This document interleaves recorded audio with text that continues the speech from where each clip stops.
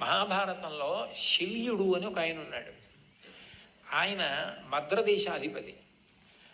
అంటే పాండురాజుకి ఇద్దరు భార్యలు, కుంతి మాద్రి. మాద్రికి సోదరుడు కాబట్టి నకుల సహదేవులకు మేనమామ.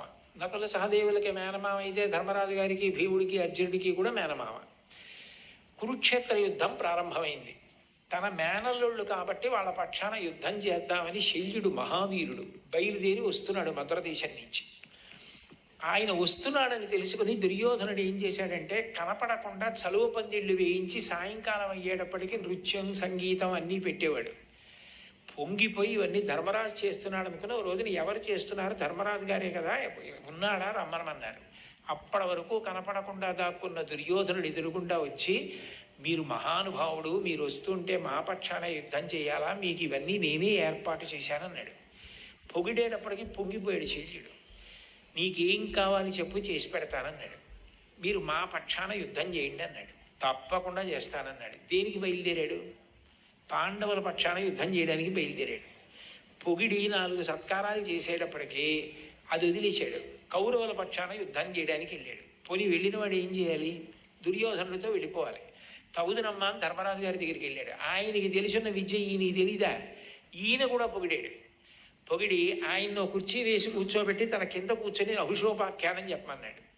అంటే ధర్మరాజు గారంతటి వాడు కింద కూర్చుని వింటున్నాడు, నేను చెప్తున్నాను కదా అని నహుషోపాఖ్యానం చెప్పి పొంగిపోయి, ధర్మరాజా నీకేం కావాలి చెప్పన్నాడు. మళ్ళీ పొగడ్తగలిగిపోయాడు. ధర్మరాజు గారు అన్నాడు, మీరు ఎటు అక్కడ మాట ఇచ్చారు కదా, అక్కడే యుద్ధం చేయండి. మా పక్షాన కృష్ణుడు అర్జునుడికి సారథ్యం చేస్తాడు. మళ్ళీ కృష్ణుడితో సమానమైన సారథి మీరే కాబట్టి మీరు అక్కడ కర్ణుడికి సారథ్యం చేస్తారు. చేసినప్పుడు కర్ణుడికి మనశ్శాంతి లేకుండా అదే పనిగా నింద చేయండి.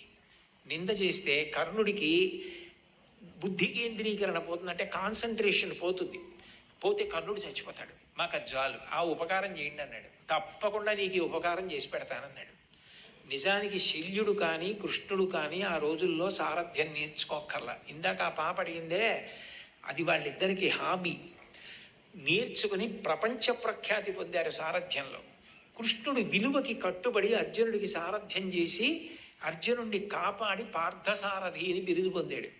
శల్యుడు కర్ణుడికి సారథ్యం చేసి ధర్మరాజుకి మాటిచ్చానని అదే పనిగా కర్ణుడిని విమర్శించి నింద చేసి కర్ణుడు చచ్చిపోవడానికి కారణమై, చచ్చిపోయిన తర్వాత కాళీరథం పట్టుకుని దుర్యోధనుడి దగ్గరికి వెళ్ళి, పాపం కర్ణుడు గొప్పవాడే కానీ చచ్చిపోయాడు అన్నాడు.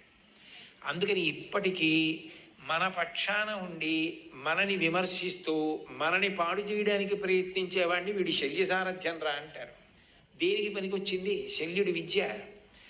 పొగట్టకి లొంగిపోవడం ఎంత ప్రమాదకరమో, నువ్వు ఎంత గొప్పవాడివైనా పొగట్టలకి లొంగిపోయే బలహీనత ఉంటే పాడైపోవడం కాదు, కాలం ఉన్నంత కాలం అపకీర్తి ఉండిపోతుంది. శల్య సారథ్యం అని పేరుండిపోయినట్టు. కాబట్టి నేను వృద్ధిలోకి రావడమే కాదు, పొగట్టలకి లొంగకూడదు. అలాగని పెద్దల ఆశీర్వచనాన్ని వదిలిపెట్టుకోకూడదు. ఇది గుర్తుపెట్టుకోవాలంటే మహాభారతంలో శల్యుడి